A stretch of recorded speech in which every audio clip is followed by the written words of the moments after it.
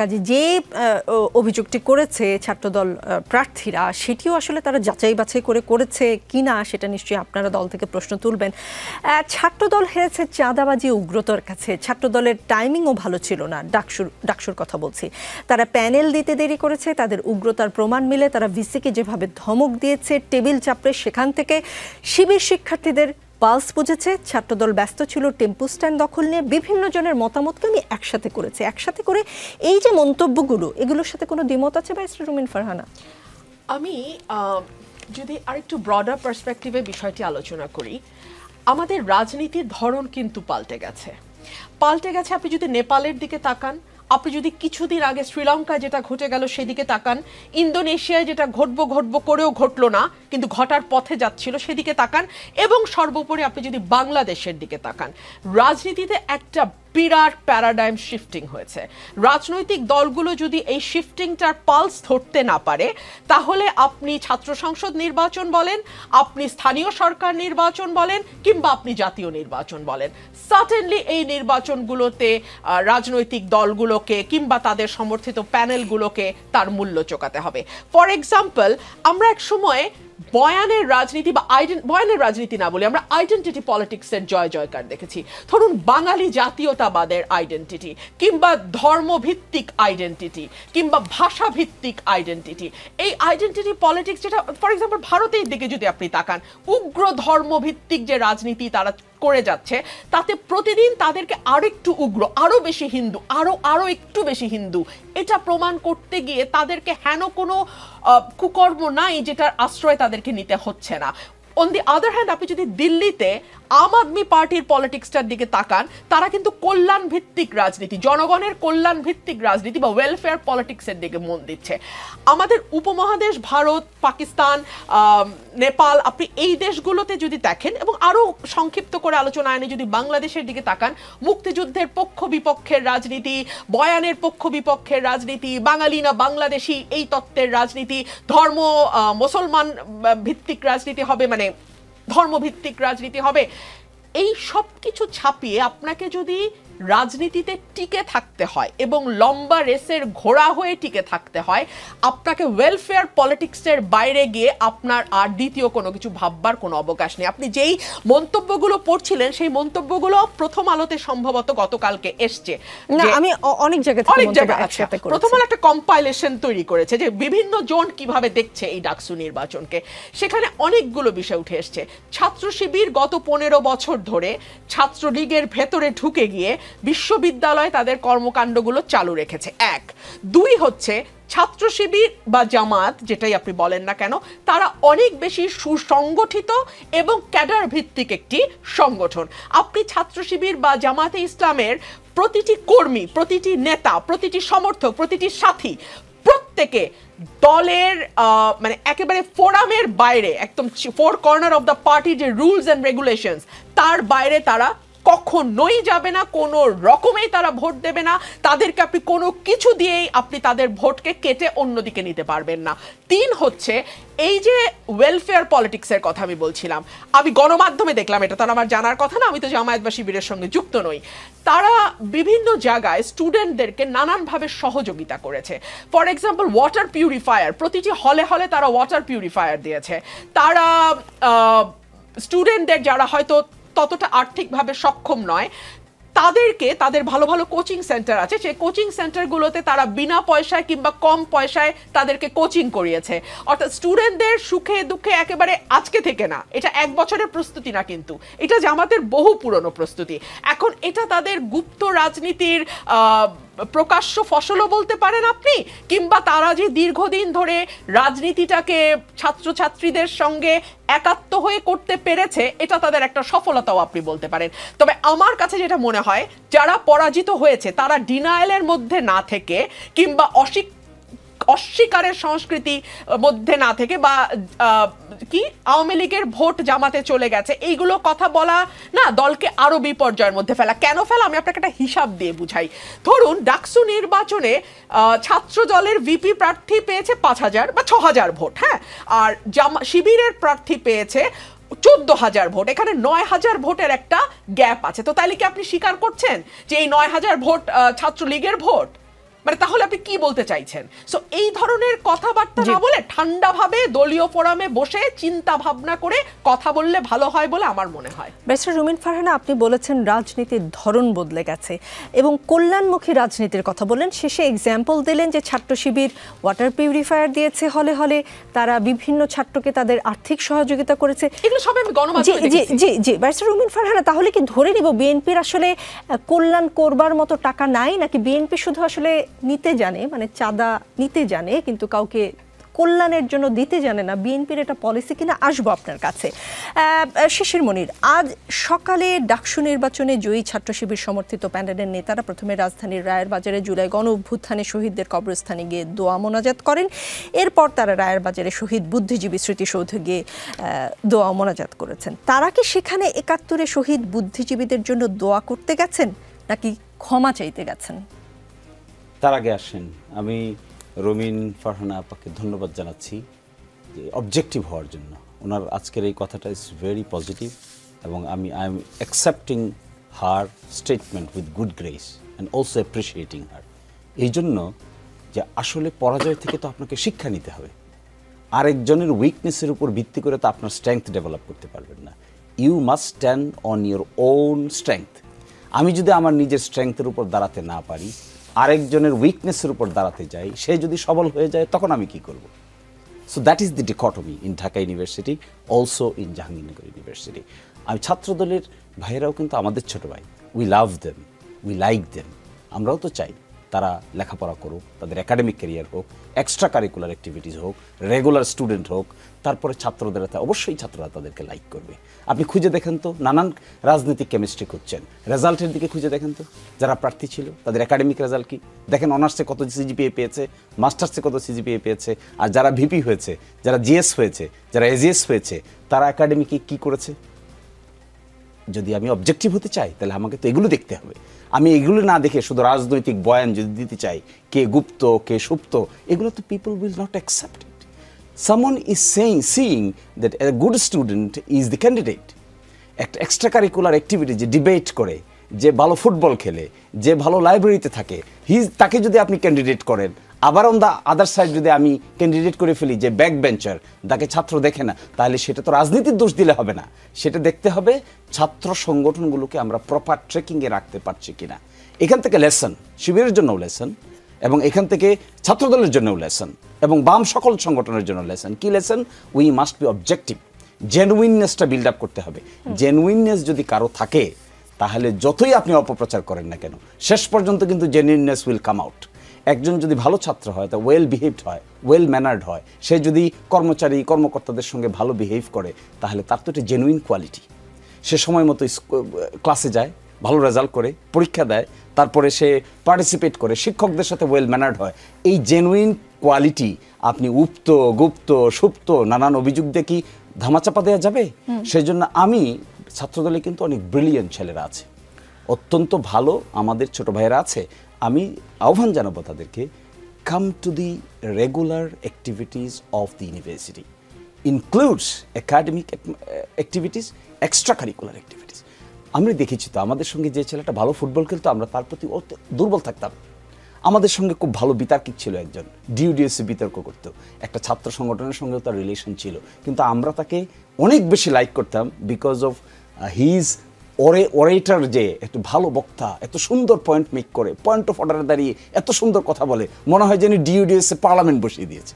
তো we like them irrespective what political party he belongs to. আমাদের ছাত্র সংগঠনগুলোর উচিত to concentrate on development of their qualities. আর যে কথাটা আপনি আমাকে প্রশ্ন করেছেন, আমি পরে নিচ্ছি, ওই প্রশ্ন আমার মাথায় আছে।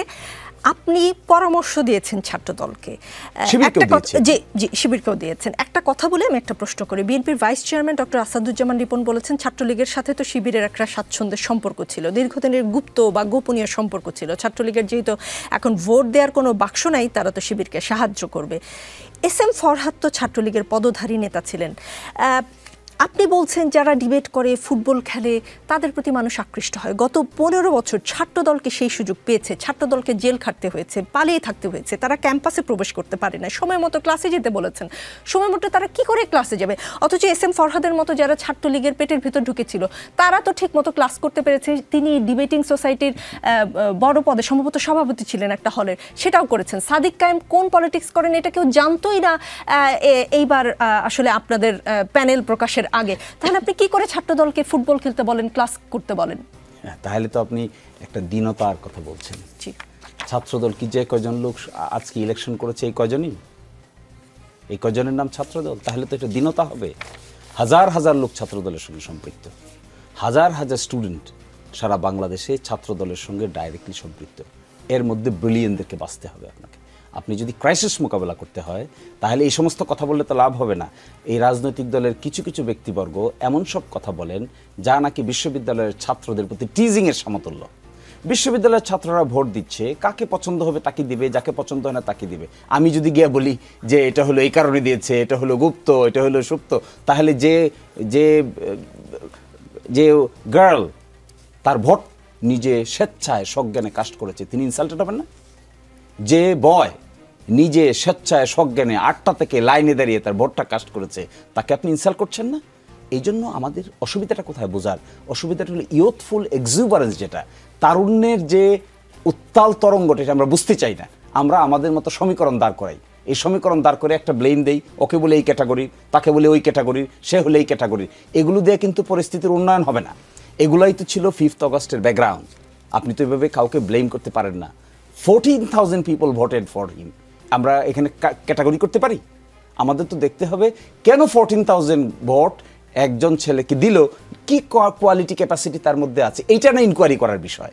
এটা যদি আমরা ইনকোয়ারি না করে কোন ভোটার তাকে কি কারণে ভোট দিল তাদেরকে ব্লেম করি, will B a democratic atmosphere? এটাকে আমি ডেমোক্রেটিক অ্যাটমসফিয়ার বলতে পারবো? শিবির করে ধরেন 500 লোক, 1000 লোক, ছাত্রদল করে না 1000 2000 লোক। শিবিরের মধ্যে যদি 10টা লোক ব্রিলিয়েন্ট থাকে, ছাত্রদলের মধ্যে 20টা লোক ব্রিলিয়েন্ট থাকবে না? অবশ্যই থাকবে, থাকবে না কেন? এবং তারা তো বিশ্ববিদ্যালয়ে কম্পিটিটিভ পরীক্ষায় তারা এখানে জয়েন করেছে। আমাদের সঙ্গে ভালো ভালো ছেলেরা ছাত্রদল করেছে, আমরা শিবির করতাম, তারা ছাত্রদল করতো, অনেক ব্রিলিয়েন্ট লোকেরা ছিল। তাদেরকে আমরা নেতৃত্বে তুলে আনতে পারবো না? এখন আছে না? নিশ্চয়ই অ্যাপ্লাইড কেমিস্ট্রি ডিপার্টমেন্টে আছে, নিশ্চয়ই ফিজিক্স ডিপার্টমেন্টে আছে, নিশ্চয়ই আপনি খুঁজে দেখবেন ইংরেজি, ল এবং ইকোনমিক্স ডিপার্টমেন্টে আছে। Pick them. ব্রিলিয়েন্সির রাজনীতিটা করতে হবে, ব্লেমেন না, তাহলে ইউ উইল লুজ। শিশিরমণি, সেই প্রশ্নটা মনে আছে আমার, তারা কি সেখানে 71 শহীদ বুদ্ধিজীবীদের জন্য দোয়া করতে গিয়েছিল না ক্ষমা চাইতে গিয়েছিল? আপনার এই প্রশ্নটা কিছুটা হাস্যকর এবং কিছুটা মনে হচ্ছে অপ্রাসঙ্গিক। আপনি হাস্যকরভাবেই উত্তর, আমি হাস্যকরভাবে উত্তর দিব। আপনার এই প্রশ্নটার খুব প্রাসঙ্গিকতা আছে বলে মনে হয় না। ডাকসু নির্বাচনে তারা ইলেক্টেড হয়েছে, তারা জুলাই এদের কবর জিয়ারত করতে গিয়েছে, শহীদ বুদ্ধিজীবীদের কবর জিয়ারত করতে গিয়েছে। সেটা কি পাশে ছিল বলে, মানে না হলে যেত না, এরকম কিছু? এখন আপনি এটাকে কিভাবে ইন্টারপ্রিট করবেন? ধরেন একটা গ্লাস, একটা গ্লাসে অর্ধেক পানি আছে আর অর্ধেক খালি আছে। আপনি দেখছেন অর্ধেক খালি আছে, আমি তো দেখছি অর্ধেক ভরা আছে। আমি কিছুই দেখছি না, এটা দৃষ্টিভঙ্গির বিষয়। এই যে প্রশ্নটা করেছেন এটা হলো আপনার দৃষ্টিভঙ্গির বহিঃপ্রকাশ ঘটেছে। এখানে আছে বলে যেত না, এখানে আসে বলে যেত। Is it a fallacy? Can it be argued? What should be the argument? Argument should be তারা ইয়াং টকবগে ছাত্র, ঢাকা বিশ্ববিদ্যালয়ের অধিকাংশের ভোটে ইলেক্টেড হয়ে যাওয়ার পরে দে পেইড দেয়ার অ্যাটেনশন বুদ্ধিজীবী কবরস্থানেও, দে পেইড দেয়ার অ্যাটেনশন। এটা তো আমাদের আপনাদের এই ধরনের কোয়েশ্চেন করার চাইতে we should appreciate it, because they have taken a very positive, innovative, creative initiative. তাহলে কি 71 নিয়ে শিবিরের বা জামায়াতের পলিসিতে কোনো পরিবর্তন হয়েছে? শিবির আপনার চোখের সামনে কি করছে দেখেন না? আপনার এবার ইনক্লুসিভ কি প্যানেল দিয়েছে তারা? ঢাকা বিশ্ববিদ্যালয় ইনক্লুসিভ প্যানেল দেয়নি তারা? ঢাকা বিশ্ববিদ্যালয় অনেকেই বলছেন যে শিবিরের জয়ের পিছনে this is one of the reason. আমি অনলাইন একটা অ্যানালাইসিস দেখেছি। সেই অ্যানালাইসিসটা কি? একজন বলেছেন যে তারা তাদের প্যানেলে নারীদেরকে নিয়েছেন, তারা তাদের প্যানেলে আরও মাইনরিটি কমিউনিটির লোকদেরকে নিয়েছেন, তারা inclusive, positive, creative atmosphere create করার চেষ্টা করছেন।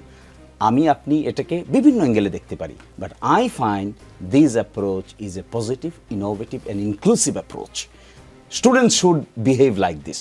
এখন তারা ডাকসুতে এসেছে, এখন দেখতে হবে বাকি 1 বছর কি ধরনের অ্যাটমসফিয়ার তারা ক্রিয়েট করে, কি ধরনের প্রোগ্রাম তারা নেয়, যারা হেরেছে জিততে পারে নাই তাদের প্রতি কি অ্যাটিটিউড তাদের হয়, তাদেরকে কিভাবে তারা ইনক্লুড করেন, এখানে নারীদের সঙ্গে কি ধরনের ব্যবহার করেন, শিক্ষকদের সঙ্গে কি ধরনের ব্যবহার করেন, বসগিরি করেন নাকি ফ্রেন্ডশিপ করেন।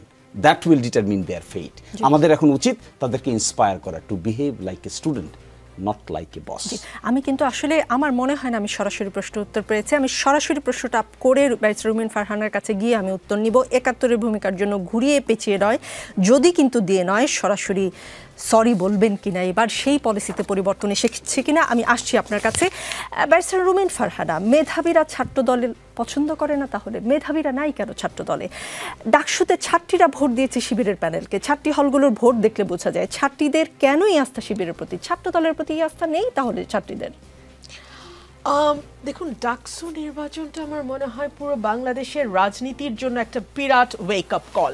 এটা ওয়েক আপ কল এই কারণেই যে দীর্ঘদিন আমাদের রাজনীতির ময়দানে একটা বয়ানের খুব শক্ত আধিপত্য ছিল যে ঢাকা বিশ্ববিদ্যালয় এমন একটি উদারপন্থী এবং এমন একটি অসাম্প্রদায়িক মুক্তমনা অঙ্গন, যেই অঙ্গন কখনো শিবির বা জামায়াতের মতন সংগঠনকে মেনে নেবে না।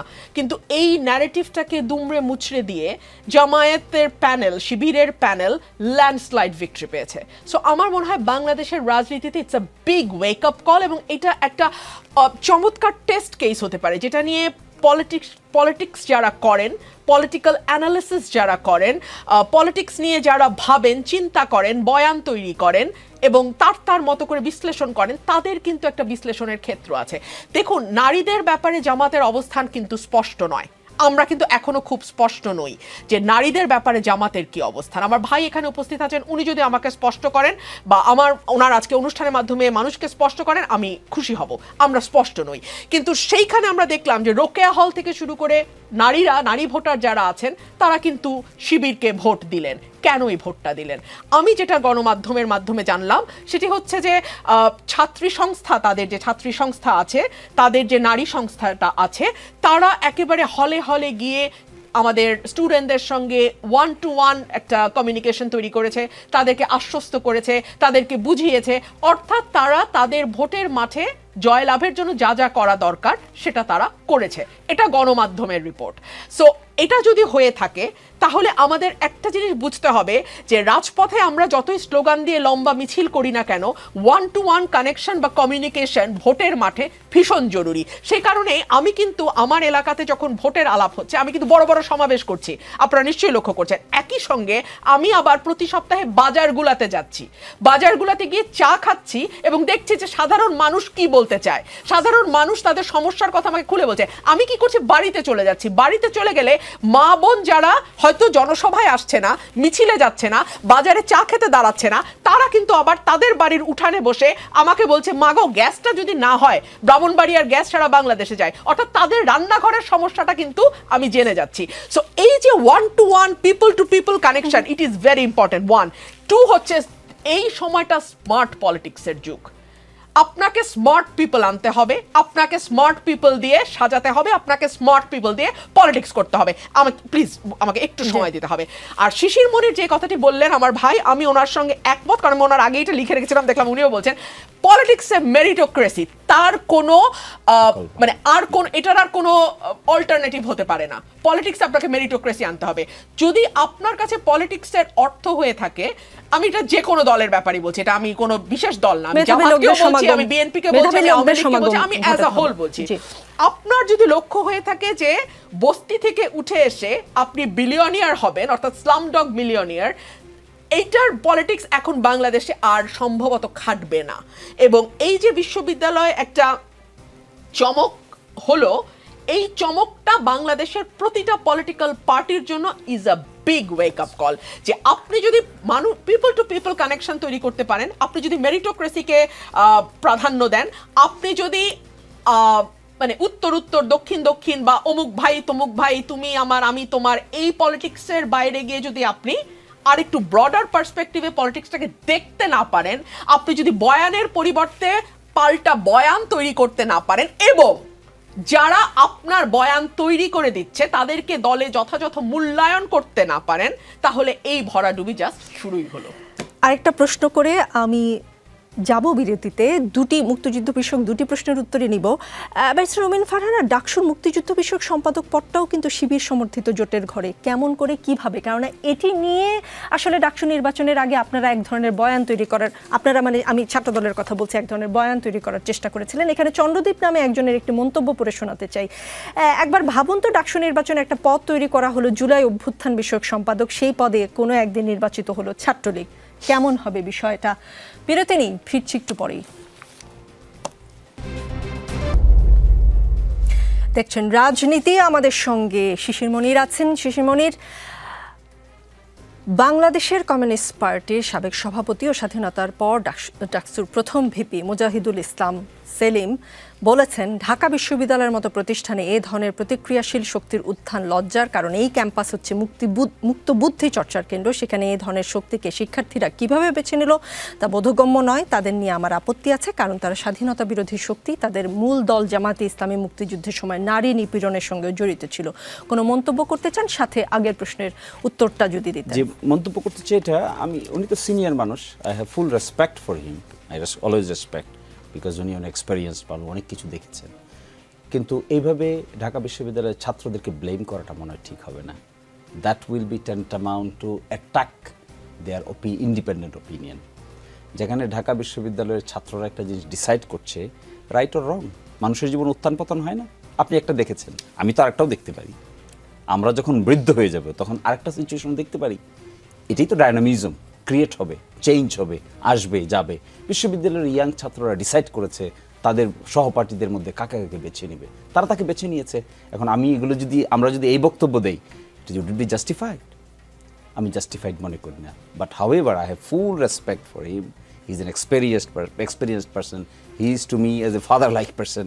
এই জন্য আমি কোনো অন্য কথা বলতে চাই না, শুধু আমি এতটুকু বলতে চাই, সম্ভবত এই প্রতিক্রিয়া যদি তিনি দেখান, তাহলে ঢাকা বিশ্ববিদ্যালয়ের ছাত্রদের প্রতি একটা ইনজাস্টিস হবে, তাদের ওপিনিয়নের প্রতি এক ধরনের ইনসাল্ট হবে।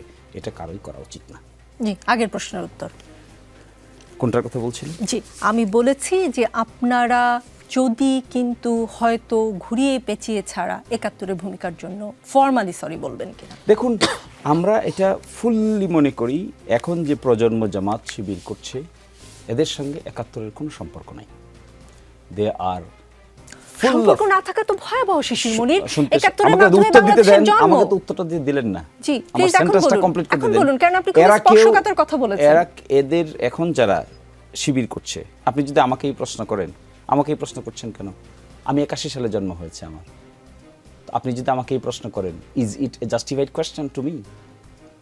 ইতিহাসের জন্য কবে জন্ম হয়েছে সেটা খুব জরুরি। অফকোর্স, আপনি ইতিহাস জানবেন কেন? To track you in the good track. আপনার বাবাকে দাদাকে আপনি জানবেন না? অবশ্যই জানবো, কিন্তু আপনি যে আমাকে ব্লেম করছেন, আপনি তো আমাকে বলতেছেন কোন একটা জিনিসের জন্য সরি বলতে। কি জিনিসের জন্য সরি বলতে আমাকে বলছেন? আমার জন্ম হয়েছে ৮১ সালে, why are you telling me to say sorry? তাদের আদর্শ আপনি বিশ্বাসী, ৭১-এ যারা ছিলেন তাদের সেই আদর্শই তো আপনি ব্যবহার করছেন। This is what was the taking. বলতো তোমার বাবা রাজাকার, তুমি কি? তোমার তো জন্ম পড়ে, তাহলে তুমি কি? তুমি হলো চেতনায় রাজাকার। This narration has been widely rejected by the nation.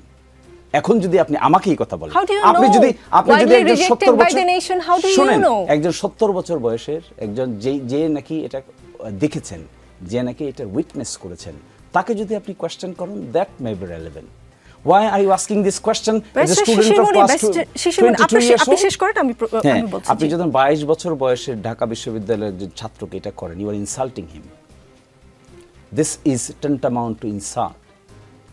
This insult যখন করা হবে একজন মানুষকে, he or she can take it. And that insult was done by the then Prime Minister. And এরপরে দেখেন নাই কি, what was the reaction?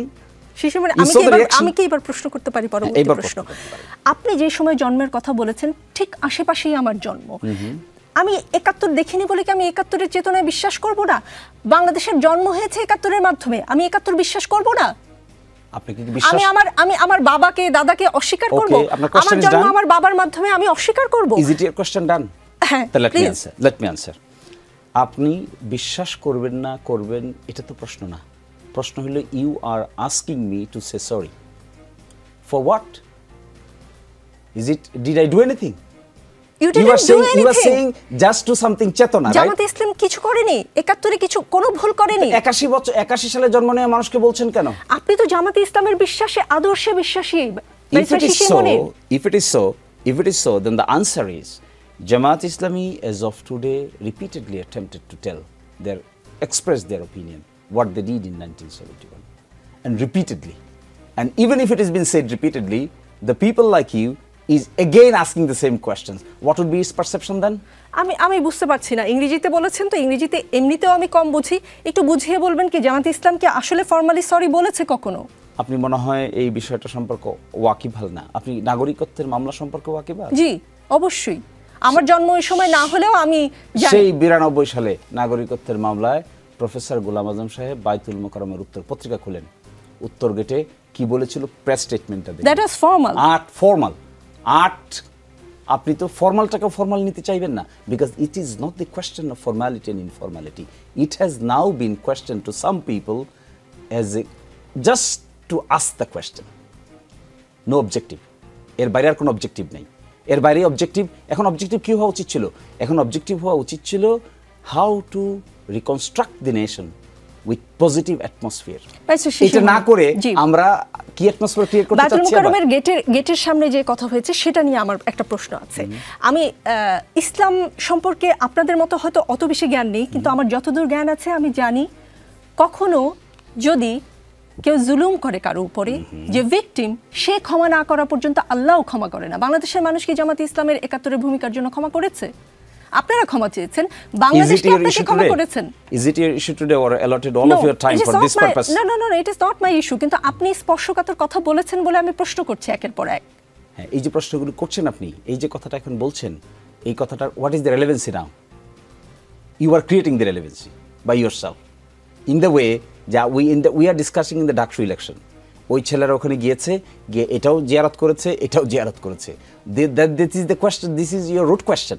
And again you are asking the same question repeatedly. আমি পরিষ্কার হতে চাচ্ছি যে এই প্রশ্নের উত্তর আমি পাইনি, সেই প্রশ্ন আমি বারবার করব। সেই প্রশ্নের উত্তর তো বারবার আপনাকে দেওয়া হচ্ছে, কিন্তু আপনি নিতে পারবেন না এটা, because you have certain sort of bias. আমি মুক্তিযুদ্ধের প্রতি বায়াসড। শিশির মনির, আপনি যদি বলেন আমি মুক্তিযুদ্ধের প্রতি বায়াসড। We also. আপনি বায়াস, আমরা বায়াস না?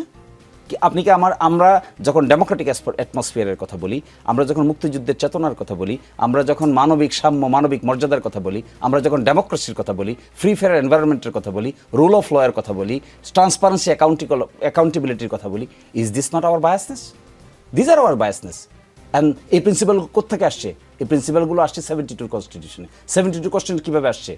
ফ্রম 71-এর পরে নতুন রাষ্ট্র গঠন প্রক্রিয়ার মধ্যে এগুলো প্রিন্সিপাল হিসেবে আইডেন্টিফাই হয়েছে। That we are advocating each and every day with sincerity, with commitment.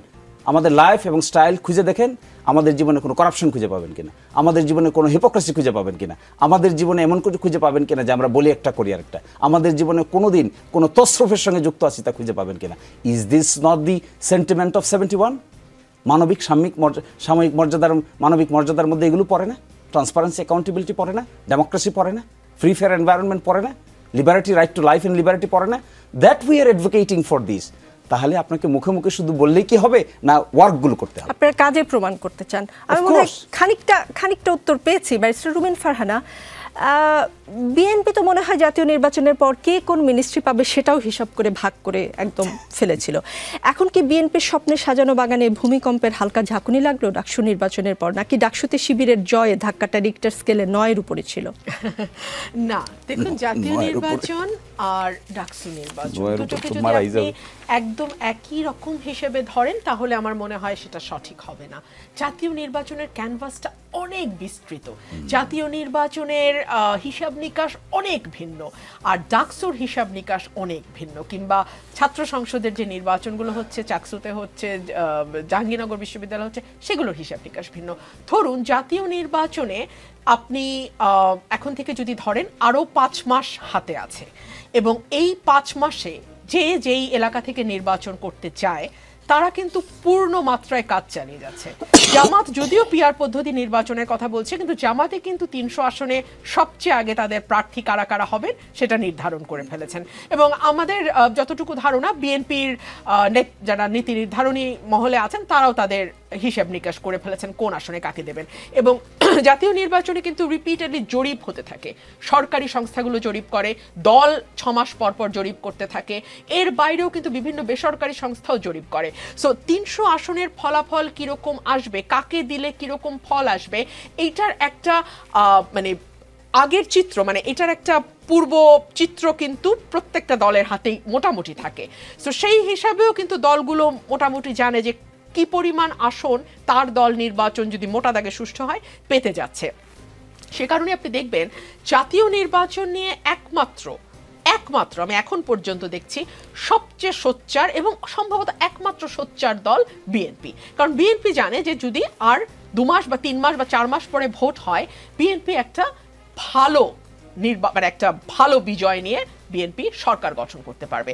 On the other hand আপনি যদি দেখেন জামাত কিংবা নাগরিক মানে স্টুডেন্টদের যেই অর্গানাইজেশন জাতীয় নাগরিক পার্টি এনসিপি তারা কিন্তু কখনো বলছে আগে গণভোট হতে হবে, কখনো বলছে গণপরিষদ নির্বাচন তারা চায়, জামাত চাইছে পিআর সিস্টেমে নির্বাচন হোক, জামাত চাইছে একটা বৃহত্তর ঐক্য গঠন করতে, যেখানে আমরা দেখছি একেবারে ইসলামী আন্দোলন থেকে শুরু করে হেফাজতে ইসলাম থেকে শুরু করে অন্যান্য যেই ইসলামিক দলগুলো আছে তাদের সঙ্গে তারা একটা বৃহৎ ঐক্যে যেতে চায়। বিকজ জামাত জানে যে এককভাবে যদি তারা নির্বাচনে যায়, তাদের কাছে যেই ডেটা আছে, তাদের কাছে যেই জরিপ আছে, সেই অনুযায়ী তাদের খুব বেশি ভালো ফলাফল করবার কথা নয়। এবং এখন কিন্তু এটা জামাতের জন্য আরো বড় অগ্নিপরীক্ষা। কেন অগ্নিপরীক্ষা?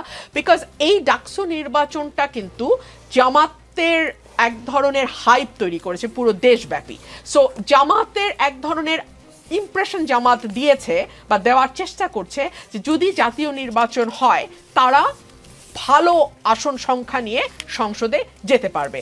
বাট যেহেতু ডাকসু নির্বাচন বা চাকসু নির্বাচন এবং জাতীয় নির্বাচন সম্পূর্ণ আলাদা কেমিস্ট্রি, সম্পূর্ণ আলাদা হিসাব, ভোটাররাও একেবারেই আলাদা, সুতরাং তারাও খুব ভালো মতো জানে, কারণ জরিপ তাদের হাতেও আছে, যে নির্বাচনটি এককভাবে করলে যেই রকম হাইপ জামাতের তৈরি হয়েছে তারা তৈরি করেছে, কারণ সামাজিক যোগাযোগ মাধ্যম বা সামাজিক মাঠটা কিন্তু পুরোপুরি জামাতের দখলে, এনসিপির দখলে এবং তাদের বট বাহিনীর দখলে।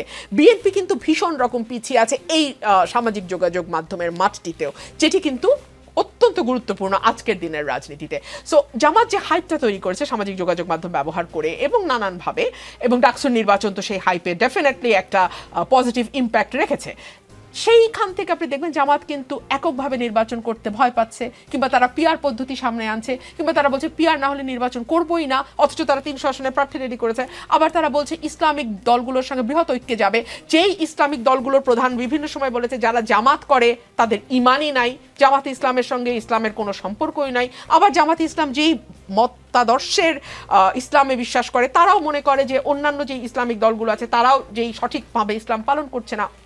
কিন্তু দেখা যাচ্ছে ভোটের আগে তারা কিন্তু একটা ঐক্য করবার চেষ্টা করছে, এবং এই ঐক্য করবার যে চেষ্টা সেটাও কিন্তু একটা বড় ইন্ডিকেশন যে তারাও জানে ডাকসু নির্বাচনে জেতা আর জাতীয় নির্বাচনে ভালো রকম আসন নিয়ে সংসদে যাওয়ার মধ্যে দুস্তর ব্যবধান। কিন্তু আপনারা একটা জায়গায় বিপদে পড়ে যাবেন না? যেমন আমি একটা এক্সাম্পল দেখি, গণমাধ্যমের খবরে দেখেছি যে গাজীপুরে, এক্সাম্পল ধরছি গাজীপুরে বিএনপির মনোনয়ন প্রত্যাশী 5 জন, কিন্তু জামায়াতে ইসলামের একজনই, এবং সেটা অলরেডি অনেক আগে থেকে দল থেকে ডিসাইডেড। সেই জায়গাটাই তো আপনারা বিপদে পড়ে যেতে পারেন। একদম নিকোল, একদমই তাই।